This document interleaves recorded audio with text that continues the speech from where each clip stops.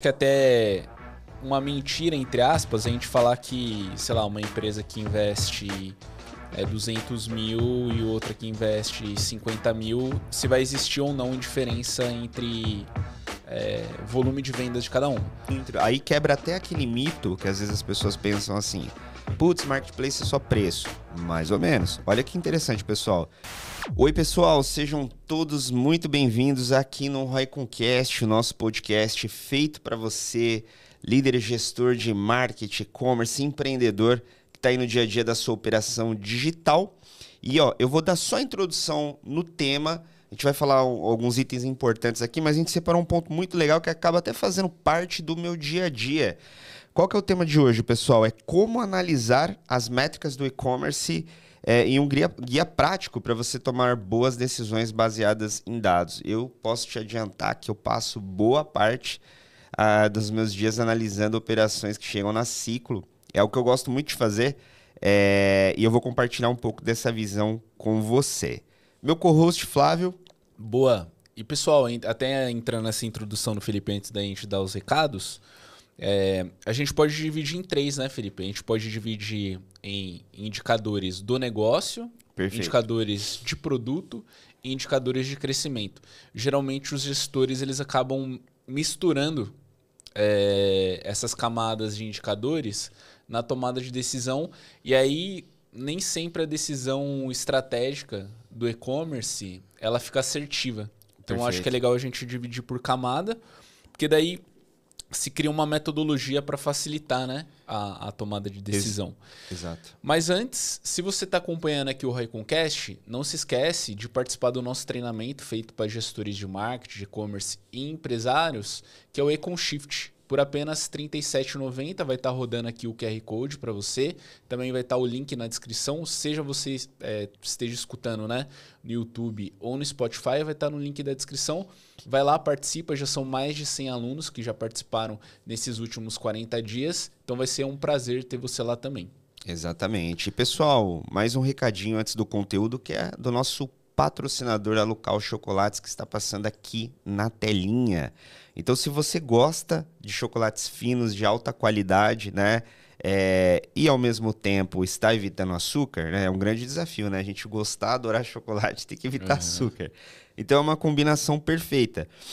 O e-commerce, ele vai estar aqui o link, o QR Code também, que você pode acessar. Se você quiser acessar via Google também, se você digitar Local Chocolates, você vai, obviamente, achar a marca no e-commerce. E tem várias categorias incríveis lá para o pessoal conhecer. Tem barra, tem creme, tem... Na época de Páscoa tem o ovo de Páscoa. Exato. Estão lançando muita coisa. Tem muita geralmente, você que ainda não conhece, eu tenho certeza que depois que você comprar e experimentar, você realmente vai querer comprar sempre, né? Tem uma alta recorrência, né? As pessoas adoram que consomem o produto. E tem, obviamente, o cupom aqui, né, Flávio?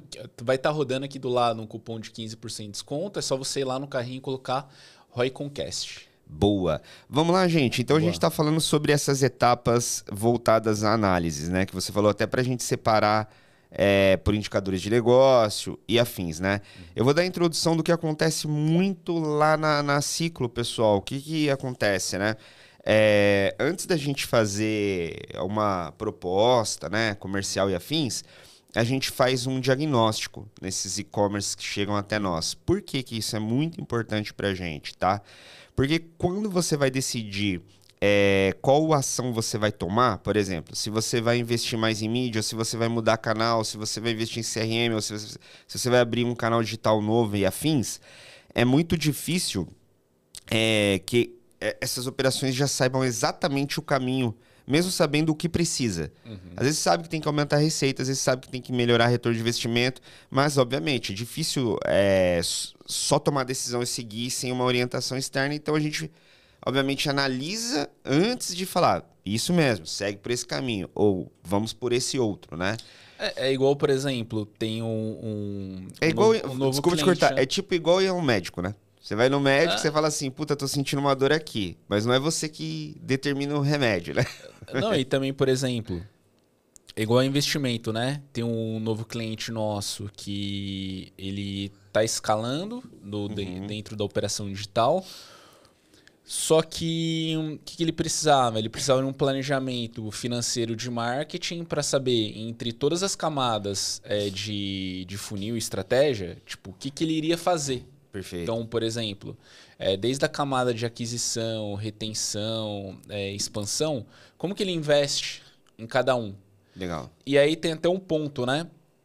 Que assim, pelo menos é a forma como a gente enxerga para as marcas próprias, indústria, que é olhar para o retorno de investimento independente do canal, né? Olhar o digital como um todo. E essa empresa olha dessa forma. Então, se a gente fosse pegar somente o canal e-commerce, o ROI era de 4 sobre a operação de investimento de marketing. Só que quando a gente ia para a operação digital como um todo, então juntando marketplace, WhatsApp e o e-commerce próprio, o retorno de investimento chegava a 6,50, alguma coisa assim.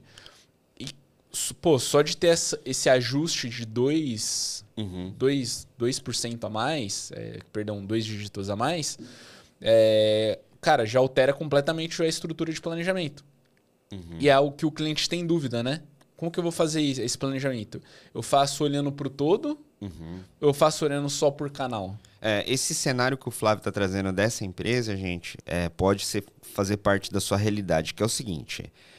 Existem muitas operações de e-commerce que elas atuam em vários canais digitais simultaneamente. Então, ele tem venda expressiva no Mercado Livre, venda expressiva na Shopee, venda expressiva no site próprio. E aí você vai ter no share, né? Você vai ter cada composição de receita que vem de cada canal.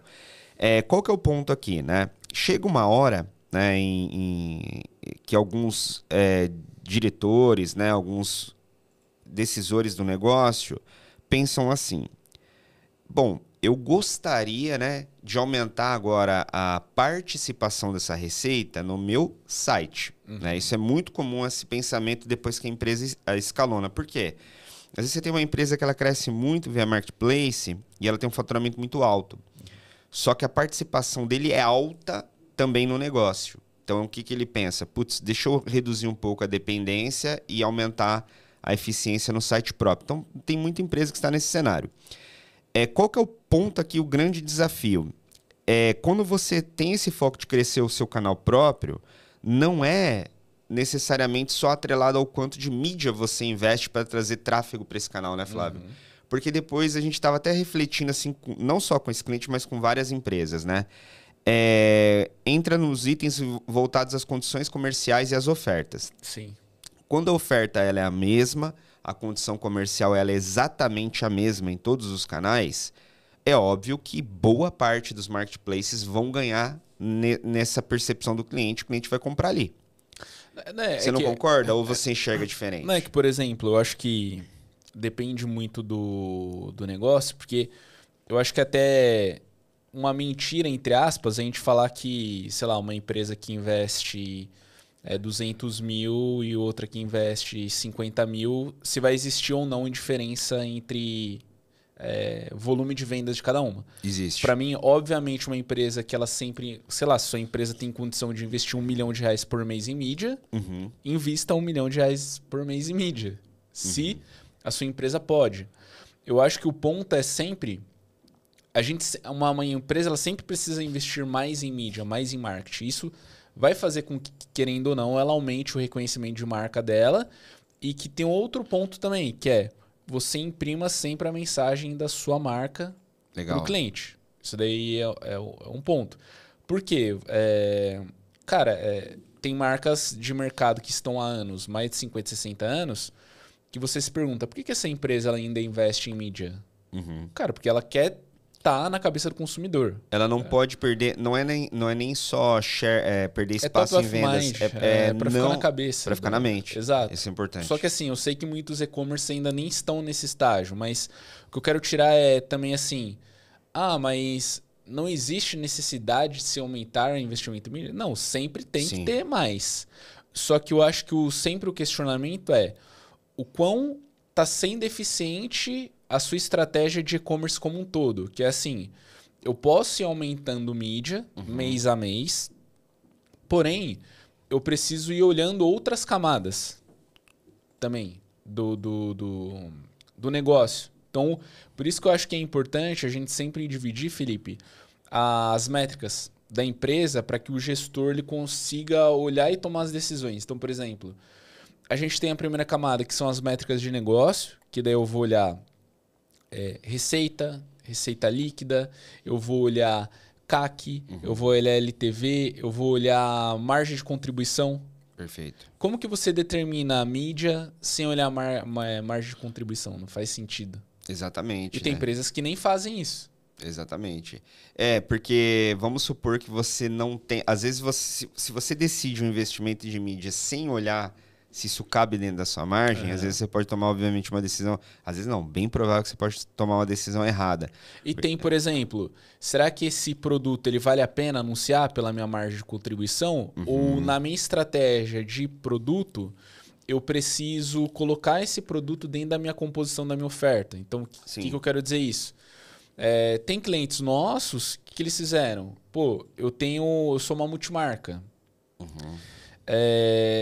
Eu comprei produtos white label, que eu imprimo minha marca para ter uma margem maior. Porém, como esse produto, Felipe, ele ainda não tem um reconhecimento da marca, eu coloco ele na cesta de compra do produto mais vendido. Então, por exemplo, eu tenho um produto de curva A lá, que vende pra caramba.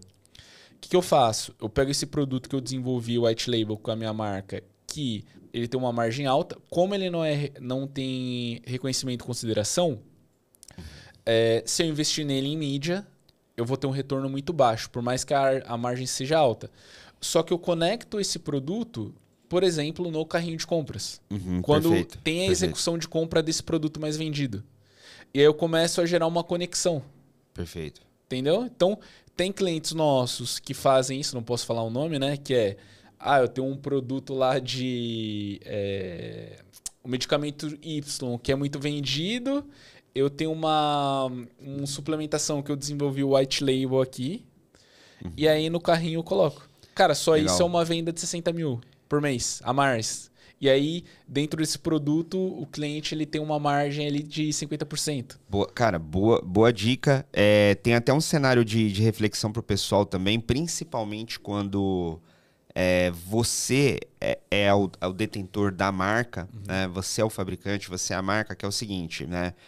Quando você está inserido em vários canais de venda e você quer, obviamente, tracionar o digital como um todo, se você investe bastante em reconhecimento e consideração, se respinga basicamente em todos os canais, né? Até nos revendedores, né? Exatamente. E esse é um ponto muito legal de pensar, pessoal, porque assim, vou voltar àquele assunto de aumentar a share daqui, aumentar a share dali e afins. Pensa no seguinte, se você é a marca, se você detém, né, você é o detentor da marca, quando você investe bastante em reconhecimento e você já está plugado em vários canais, incluindo até revendedor que também possa vender online, você fortalece essa força de vendas, né?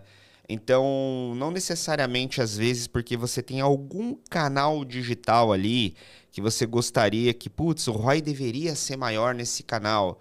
Às vezes você tem o contrapeso de um retorno maior em outro, só que é o seguinte, no todo, quando você olha como que está vindo o volume de pessoas que conhecem a marca e considera comprar, o que está mudando é a decisão onde ela compra, né? É óbvio que também vai a decisão da empresa se ela quer estar ou não em algum canal. Né? Eu vejo que a parte, quando você está com a sua marca, você decide, putz, faz sentido eu estar posicionado nesse canal? Porque, então, por exemplo, tem uma grande marca no Brasil que é legal depois estudar o case, não vou falar o nome dela, depois vocês pesquisem, né? Uma marca de suplemento.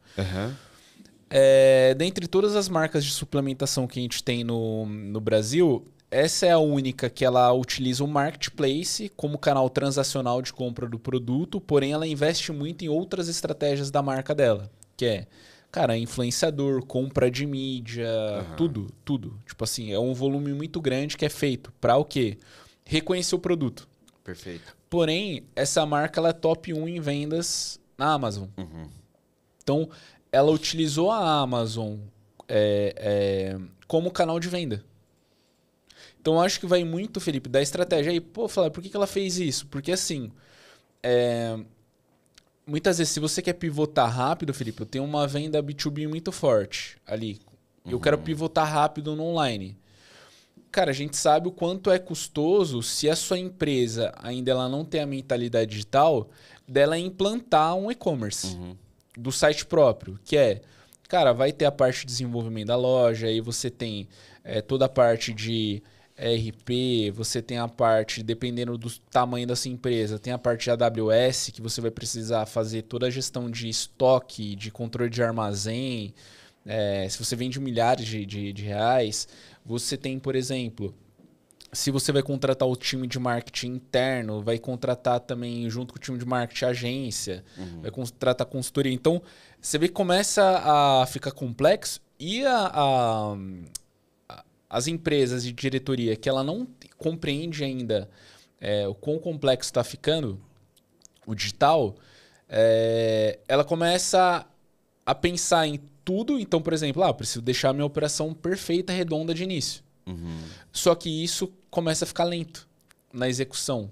Então, é sempre legal, por exemplo, se é uma marca própria, olhando essas camadas de negócio que vai nisso, deixa eu ver qual é o canal bom.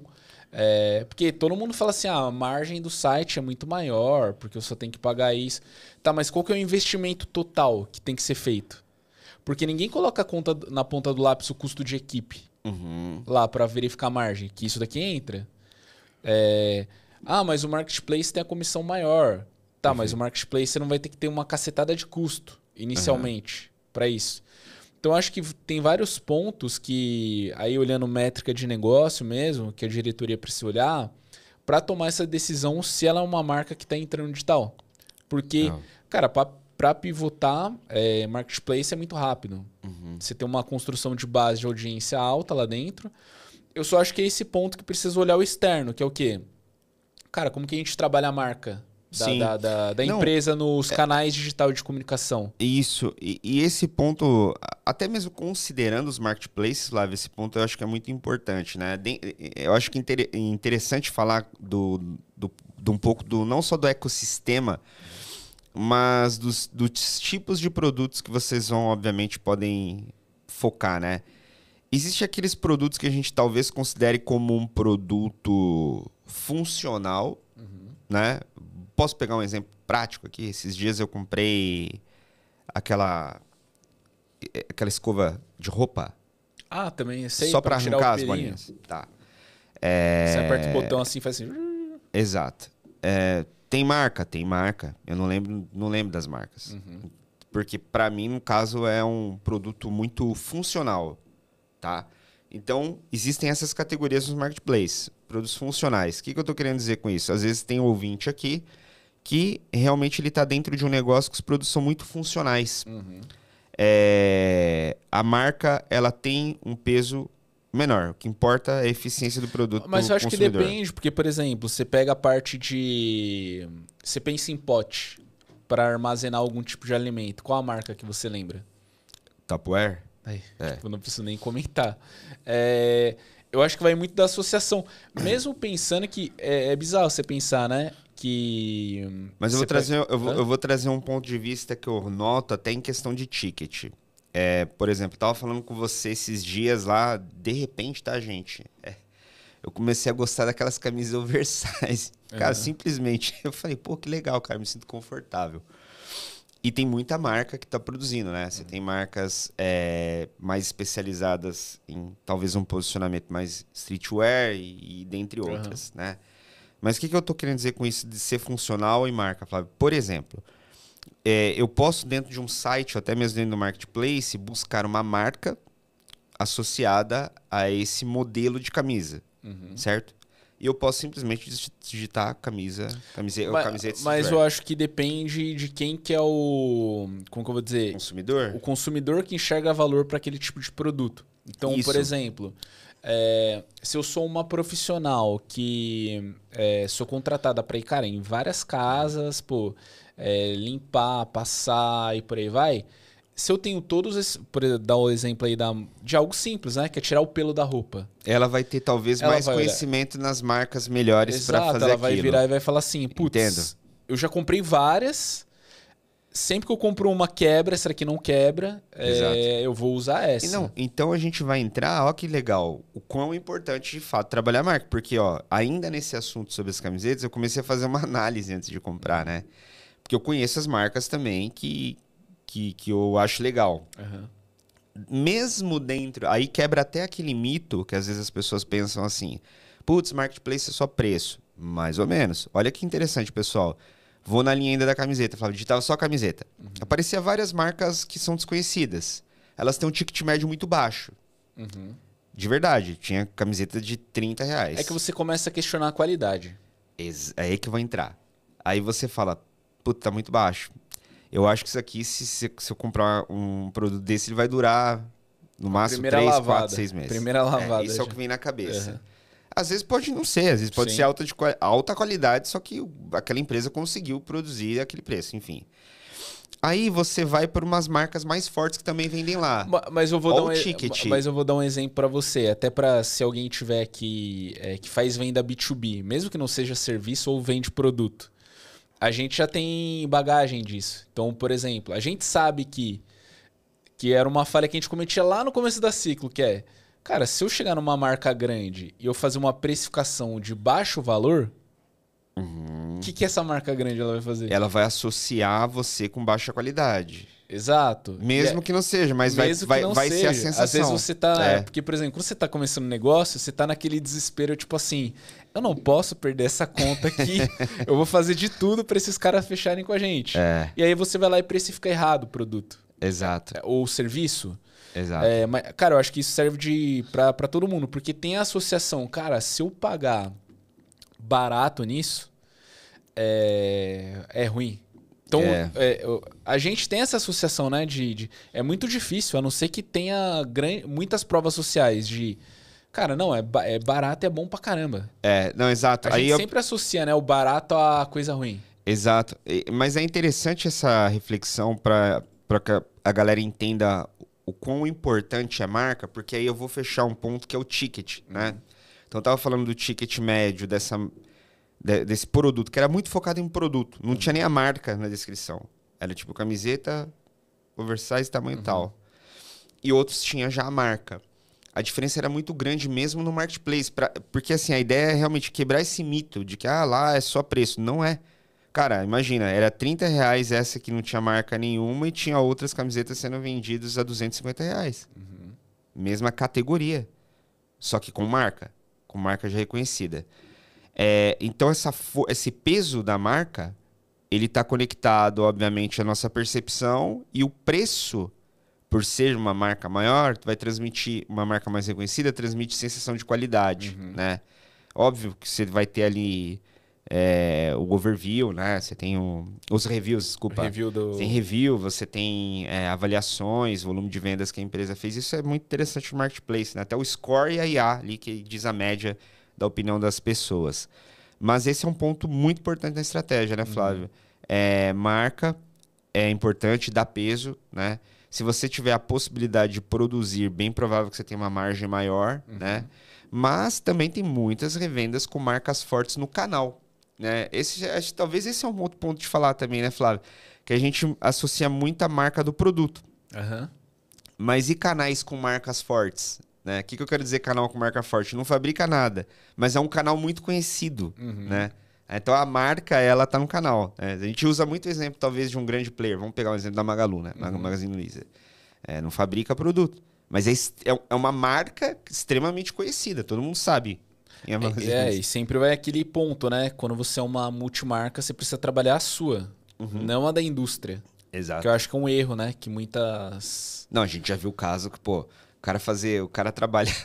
Pensa o seguinte, gente, vamos supor que você vendesse Nike, tá? Você vai fazer campanha de reconhecimento... Você é um revendedor, tá? Você não vai fazer campanha de reconhecimento pra Nike, né? Não, e aí a gente... Tem que fazer campanha de captura, talvez. Não, e são erros assim, por exemplo, que a gente vê... A primeira coisa que a gente também pede pros clientes, às vezes quando existe a troca, né, de fornecedor de marketing, é entender como que era a cabeça de quem estava operando antes. Perfeito. Então, cara, qual que é a cabeça aqui sei lá, da agência, da consultoria? E a gente vê esse erro nos planos estratégicos, né? Que é, não, você tem que ter aqui a parte de awareness. Aí tá, o que vai ser feito no awareness? Cara, toda a educação sendo utilizada, a conscientização pro produto que o cara tá revendendo. Então, nada atribuído à marca dele como multimarca. Perfeito. Aí é um puta problema para a empresa. Aí o custo de aquisição vai lá em cima, e aí você está atribuindo mais força de marca para a marca que você está vendendo. Então, eu acho que assim, se você é um gestor, está escutando aqui, eu acho que é legal você revisar esses planos e ver se você não está fazendo desse jeito, né? Exato. A gente falou aqui então no primeiro tópico, Flávio, indicadores de negócio. Pessoal, vamos só revisar? Então a gente tem receita bruta versus receita líquida, beleza? Ponto importante, gente. Ticket médio, importante a gente avaliar. Custo de aquisição, o LTV. Você tem margem de contribuição. E a margem de contribuição. Dependendo do seu negócio, você precisa olhar outros, né? Aqui a gente está trazendo tudo de viés voltado a marketing, tá? Porque se você for olhar todos os outros pontos, desde logística, custo de armazenar produto, são outros pontos, né, Felipe, que tem que olhar também para quem faz a gestão do e-commerce em si. Mas agora dá para a gente até para essa camada aí, Felipe, já voltada a parte de métricas voltada ao produto. Eu acho que os principais superiores, depois da gente descer para os outros, a gente conseguir olhar NPS e CSAT. Então, o NPS, a gente medir o nível de indicação, né? Então, o quanto o cliente indica esse cliente para amigos ou familiares ou pessoas que ele conhece. Então, é uma forma da gente conseguir medir se a gente está entregando uma boa experiência para o cliente. E o outro é o NPS, o CSAT, perdão, que a gente medir o índice de satisfação. O CSAT ele é um pouco diferente porque a gente mede ele nos touch points ali, né? Então, quando o cliente tem uma interação de atendimento, abrindo um saque, ou assim, qualquer micro interação é importante medir o CSAT, porque a gente consegue saber onde o cliente está ficando satisfeito ou insatisfeito, com a forma como ele é conduzido. Legal, acho que esse é um ponto importante. E aí, dentro desses indicadores de produto, pessoal, a gente tem aqui produtos com maior giro de estoque, né? Esse aqui é muito interessante, porque não adianta você querer faturar 3 milhões e ter 3 milhões em estoque, né? Então você tem que ter bem mais. É um erro básico, né? Tem que avaliar o tempo, né, que esse estoque gira. Não, e que é importante também. Às vezes eu acho que é um problema você ter só produto que gira rápido, porque geralmente os produtos de giro rápido, eles têm uma margem menor. E você tem um planejamento, conforme você vai crescendo as vendas, de ter produtos que tenham o giro um pouco mais lento, porém eles possuem uma margem maior. E aí você começa a construir um mix consolidados de produto. Porque, por exemplo, às vezes vai ter produtos que você vai ter giro ali de 7, 14 dias. São giros muito rápidos, você ter isso. Só que aí vai ter produtos que você vai ter giro de 40, de 90, Assim, tudo depende do planejamento, né? Da empresa. Às vezes você vai ter um giro total daquele estoque, daquele produto de 6 meses. Só que isso tem que estar tudo amarrado dentro da estratégia, né? Não adianta... Porque, assim, o estoque, Felipe, ele precisa ser enxergado como um ativo, né? Para a empresa. Com certeza. Muitas vezes ele é enxergado como um vilão. Tem estoque aqui e tal. Eu acho que tudo tem que ter a métrica de giro. Quanto cada produto gira ali, em que período? E aí você vai atribuindo as ações de marketing, né? Será que, por exemplo, tem determinados tipos de produto que você vai ter que fortalecer, às vezes, investimento? Investimento que eu falo é atribuir tanto o investimento que a gente já pensa, né, comum, né, quanto investimento de mídia, mas também ações comerciais, né? É uma combinação, né? Um com o outro, né? Aí a gente tem, obviamente, igual você falou, produtos com maior margem, produtos que também estão parados e não giram. É importante olhar, né? E pensar em ações, pelo menos para desovar isso, né? Taxa de conversão por produto. Isso aqui é muito interessante, né? Porque geralmente... E a gente olha isso lá, né? a gente olha na empresa, pessoal, porque assim, existe a taxa de conversão do seu e-commerce, né? Do seu site ou do canal que você está vendendo. Mas existe também a forma de você analisar a eficiência individual do produto. Então, por exemplo, esse produto é exibido 1000 vezes durante um determinado período e Ou ele seja, tem uma 1000 acessos ali na página no dele. No produto. E você tem uma taxa de conversão YX. E a gente mede né? lá assim, né? O quanto que esse produto ele foi adicionado no carrinho, ele foi pro checkout e ele executou uma compra. Perfeito. Pra gente entender, então, até para vocês terem uma noção, né? Quando a gente olha isso, a gente consegue compreender assim, pô, será que essa quebra alta de, sei lá, de produto para adição de carrinho é grade, dependendo do setor? Ou é estoque? De carrinho para checkout, será que a compensação de custo dele versus frete e prazo está o ideal entre os competidores? Então, são indicadores importantes para olhar, porque muitas vezes algum produto, Felipe, não está saindo, porque às vezes o cliente está tentando comprar unitário, o frete ele fica caro, e aí você pode elaborar uma estratégia, por exemplo, de cross-sell para compensar, né? Isso. Legal. Se você chegar em determinado ticket, você recebe um cupom de frete grátis, sei lá, tem uma condição de prazo melhor. Tem uma série de coisas que dá para fazer, né? Legal. Isso aqui é um ponto importante, né? Aí a gente falou, obviamente, de cross-sell.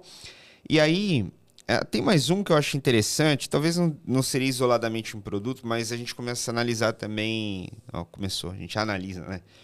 Tem a questão das categorias também, né? Hoje você consegue olhar um pouco qual categoria você tem também mais eficiência em conversão, né? Eu acho que esse é um ponto importante para você entender onde você pode dar foco, né? Então você pode mergulhar a fundo individualmente em produto para analisar e obviamente você separa em curvas, né? Mas você pode olhar a categoria. Então dentro do seu site, a depender, você tem categorias que performam mais, outros performam menos. Um tem mais giro, outro tem menos giro. E você pode avaliar também até o nível que você tem de competição em cada categoria. Porque existe o seguinte, existe o nível de concorrência que existe no seu segmento, né? Então imagina, eu estava fazendo uma análise com um cliente novo que está chegando no segmento de ferramentas, tá? Nesse universo de ferramentas, pessoal, por ser um produto de necessidade e a maioria das empresas serem multimarcas e revendas, você tem muitas marcas já consolidadas na indústria que, obviamente, quem usa, compra a ferramenta ou trabalha com isso conhece, né? Só que existe um nível de competição no setor, só que existe um nível de competição das categorias. Ferramenta tem um grau de concorrência, né? Utilitários como LEDs ou lâmpadas têm outro grau de competição. Então é legal a gente olhar a eficiência das categorias também e depois olhar para fora para ver o nível de competição que a gente tem. Às vezes, né, eu acho muito interessante, às vezes a gente vai fazer benchmark mapeando um concorrente para uma empresa e não necessariamente aquele concorrente ele é forte nas mesmas categorias de anúncio que outros. Eles estão no mesmo setor. Só que tem cara que investe mais em uma categoria, tem cara que investe mais em outra categoria. É a mesma empresa, são empresas no mesmo segmento de mercado. É porque às vezes tem algum determinado produto que ele funciona melhor no digital, né? Exatamente, exatamente. Tem a questão, né, pessoal, antes de passar para o próximo bloco, tem a questão também das vendas, talvez a gente possa chamar de híbridas, que ocorrem no site, ocorrem com televendas, ocorrem com WhatsApp. Tem muita situação como essa, né? Às vezes o consumidor quer tirar dúvida, né? Exatamente. Eu acho até legal que esses dias eu estava fazendo uma avaliação com um cliente, a operação dele que também vende na Shopee, né? A Shopee tem uma área dela que você mensura a eficiência da área de atendimento. O que é essa eficiência da área de atendimento, pessoal? Não é só medir a qualidade do atendimento e tempo de resposta. Tem um funil muito legal, que é o seguinte. Você tem lá o seu funil de vendas, né? Acesso à página de produto, conversão e afins. Só que na área de atendimento, Flávio, você tem lá assim, o funil, exatamente, quantas pessoas entraram em contato para ser atendidas, tempo de resposta, conversão pós-resposta. Então você percebe que tem vendas, oportunidade de vendas também, que não estão só relacionadas a estar exibindo ali o produto com o melhor conteúdo e afins. quando o cliente ele faz o contato. Desculpa te cortar, o público da fechar. Shopee tem muito disso, né? De querer o contato com a loja. Cara, a lojinha. Você abre o chat, cara, as pessoas têm muita dúvida. E é por isso que a Shopee colocou um agente, né? Hoje. E é interessante que, assim, o consumidor, a depender do segmento de mercado, eu sei que talvez isso para você que está no e-commerce seja um desafio e até possa ser chata no dia a dia, mas tem consumidor simplesmente que pergunta coisas que estão lá na tela. Tipo assim, a cor. Ah, tem a cor roxa, tem a cor preta, tem a cor branca. Tem, cara, assim, mas ele vai e pergunta. Mas tem que ir lá e falar, tem. Exatamente. Esse é um exemplo, né? Mas assim, o que eu percebo? Existe um espaço para você que está na operação do e-commerce de melhorar também e treinar melhor a sua equipe de atendimento e transformar ela em uma equipe de atendimento / vendas. Né? É muito diferente o atendimento, só atendimento, e o atendimento vendas. E tem que ter o carinho de olhar para cada canal, né? Então, por exemplo, tem uma forma como você trabalha na Shopee, tem uma forma como você trabalha na Amazon, tem uma forma como você trabalha no Mercado Livre. Exato. É diferente. Tipo, apesar de ter a mesma cara, né? As plataformas não, você coloca o produto lá, configura catálogo e por aí vai. A forma de se operacionalizar cada marketplace é diferente. Não é igual. Tem marketplace que você vai ter que ter uma estrutura relacional com o seu gerente de conta ali, de um jeito. Para você ver as novidades da plataforma que você está envolvido e por aí vai. E tem outras que não, que é algo mais automatizado. Mas da Shopee é muito relacional à venda, né? Que nem tem um... Eu não lembro qual que era o nome da marca, cara, que é o... Que a gente conversou, que ele abre lá a live, pelo menos 1 hora por dia, e faz 100 pedidos, fechou, já bateu a meta da Shopee, agora eu vou para outro canal. Sim. Vou lá vou focar agora no Mercado Livre. Vou focar na ação do site. Então, o gestor ele é bem organizado ali no que ele ia fazer dia a dia. Mas você vê a dedicação, por exemplo, 100 pedidos em 1 hora é muita coisa. Exatamente. 100 pedidos, dependendo do seu ticket médio, você está falando que você gerou, cara, 50 mil. Sim. Em 1 hora. Exatamente. Dependendo do ticket. Então, acho que ter esse carinho de olhar para cada canal e, vamos melhorar o atendimento. Porque a Shopee era chata, né? No atendimento do chat ali. Se o lojista ele não responde no bom tempo, isso já é exibido para o consumidor. Essa loja aqui ela demora tanto tempo a responder. Sim. E aí seu score começa a baixar. Sim. Então acho que é legal ter esses cuidados aí também. E o terceiro bloco aqui, Felipe, essa daqui eu acho que a galera confunde muito com métricas de negócio, que é o quê? As métricas voltadas a crescimento do negócio.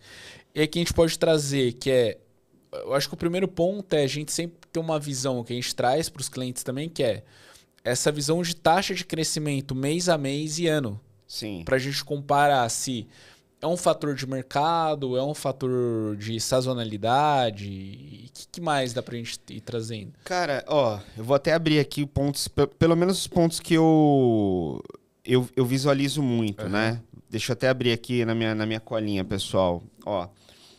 Quando você vai para indicador de crescimento do e-commerce, você pode avaliar o crescimento da receita mês a mês. Eu acho muito legal avaliar uma janela de tempo comparando com o ano anterior. É bacana também. Então, vamos supor... Ainda mais, por exemplo, eu vou pegar um período sazonal, que é muito forte no meu e-commerce. Sei lá, Dia dos Namorados.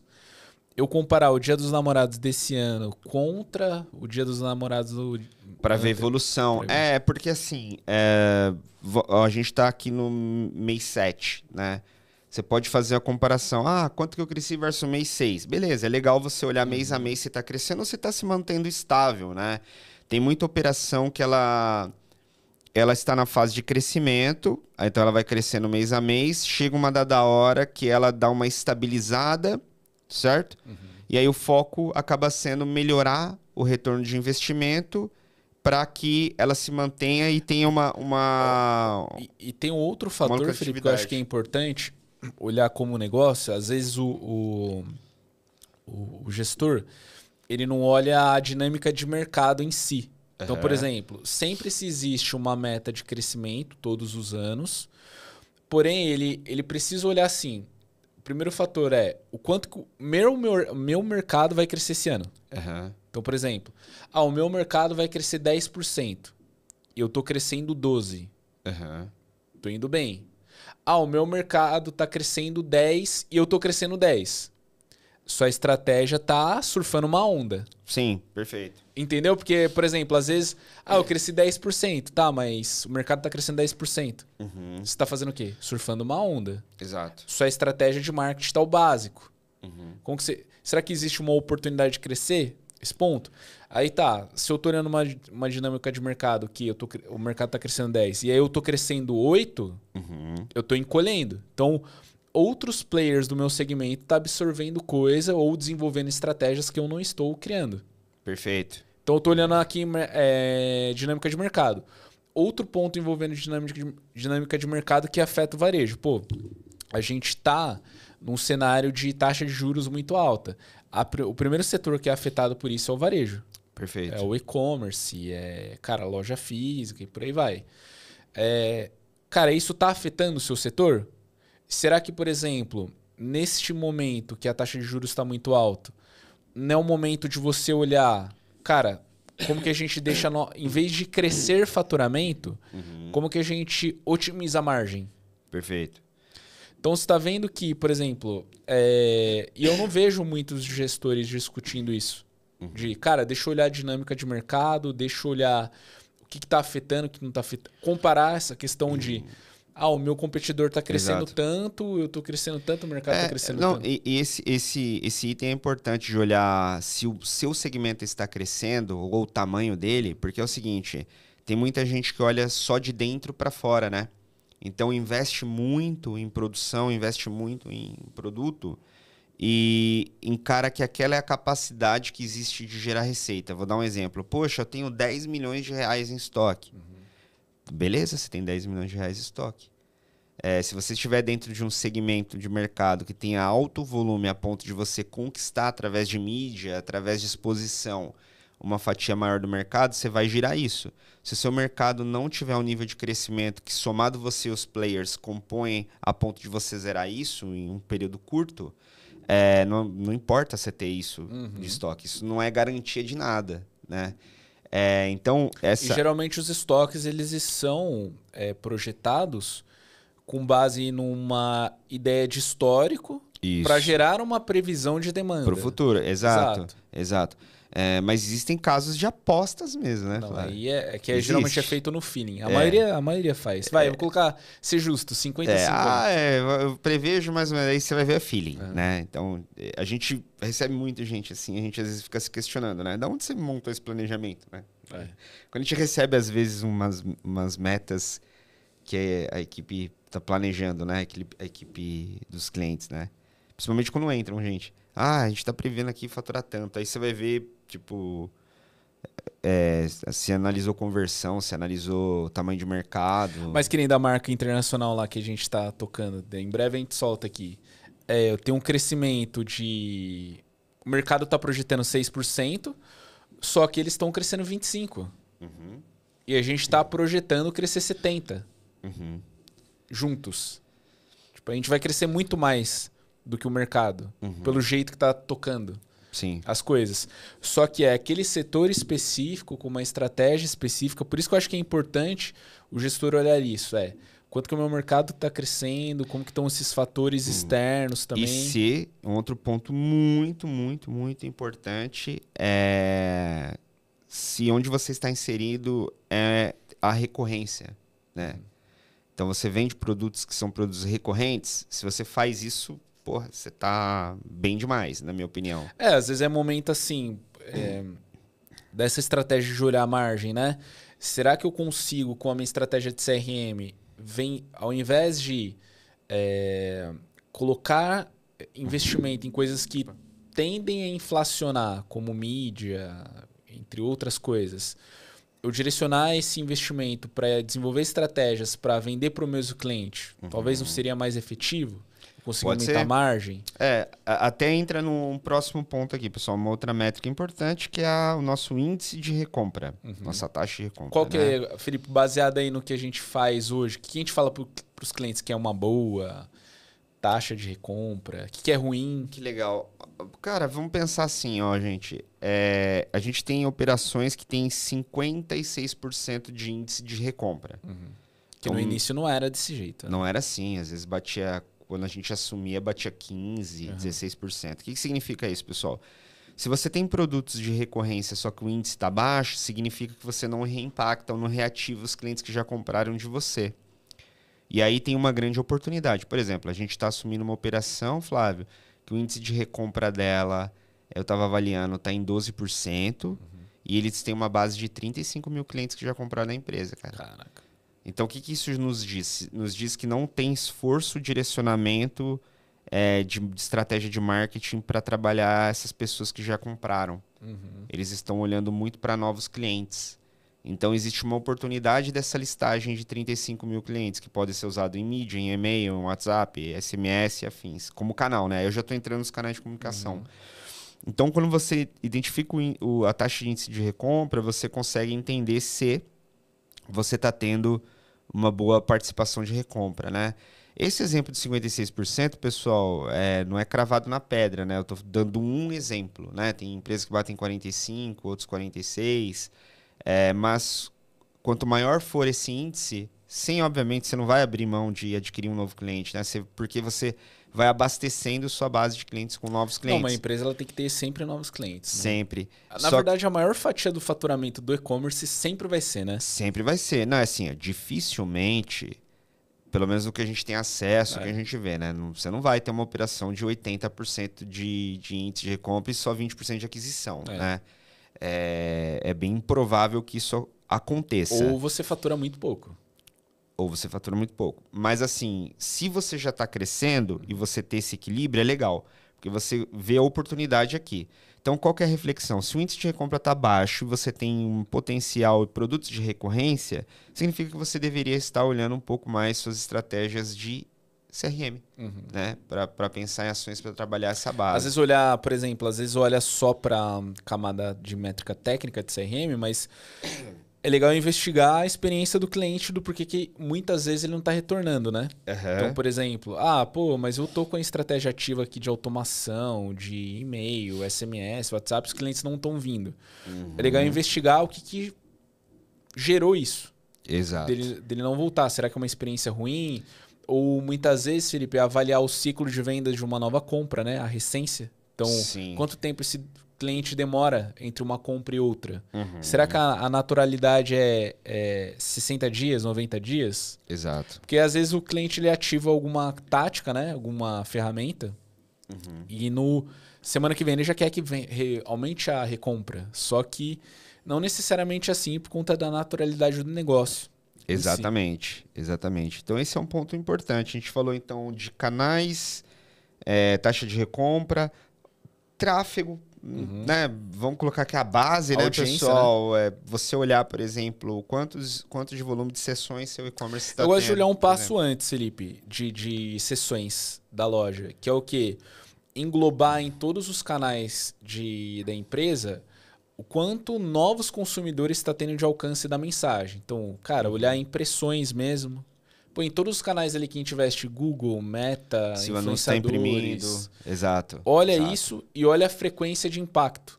Legal. Porque muitas vezes para você gerar uma venda, você precisa impactar 3, 4, 5 vezes a mesma pessoa. Perfeito. Então, são indicadores antes mesmo de olhar para isso. Antes de olhar para sessões, né? Legal. E dica final, né? Que a gente anotou aqui, pessoal. Qual é o período que você pode avaliar, né, e ir acompanhando isso? Reserva aí 30 minutos, né, para verificar pelo menos os 3 principais indicadores. Eu acho que o ponto, assim, sempre no e-commerce, cara, começa ali no dia com o seu time. Olha as métricas, 30 minutinhos do dia anterior. Cara, o restante do dia, as outras 7 horas que sobra, execução.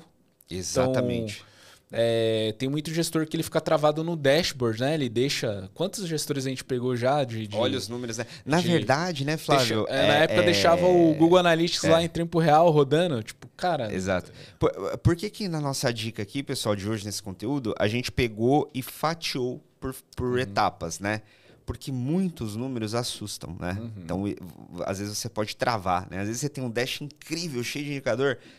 Você olha aqui e você trava. Então, o que você faz? Você isola as etapas. Tem um livro bem legal, quando eu comecei a carreira que eu li, que é o do Avinash, que é 1 hora de Web Analytics por dia. Uma coisa assim. Até roubaram esse livro aí lá na Ciclo lá.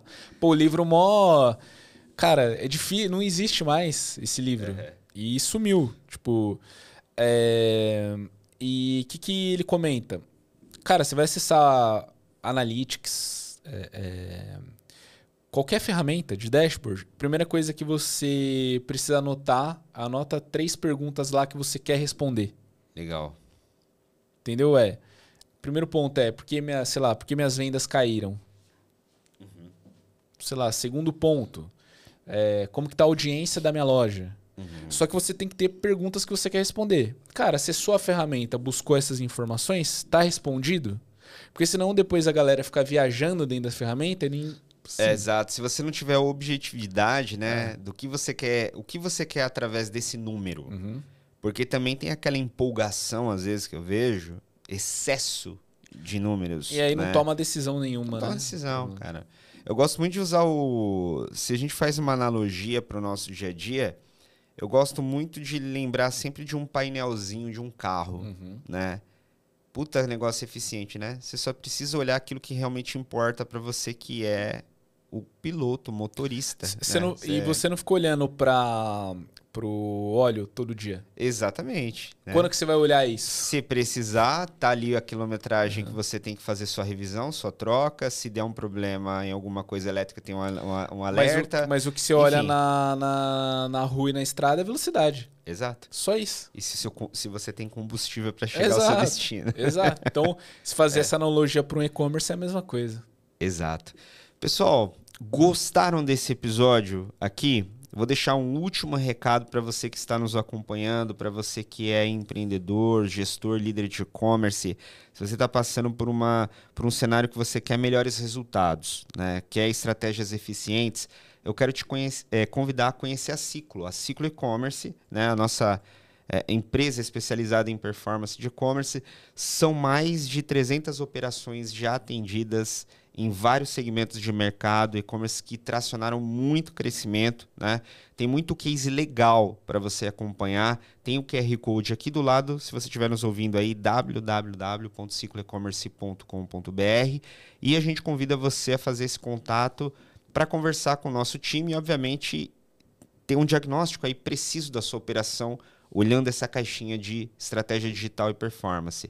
Eu tenho certeza que pode fazer muita diferença aí para a tua estratégia de negócio. Exato. É isso? Fechado? Não esqueçam também de conhecer o EconShift, vai estar o link aí. E é isso, né? É isso, pessoal. Do nosso lado aqui, a gente agradece muito para você que acompanha o nosso conteúdo. Compartilhe com mais pessoas se você acredita que possa ajudar.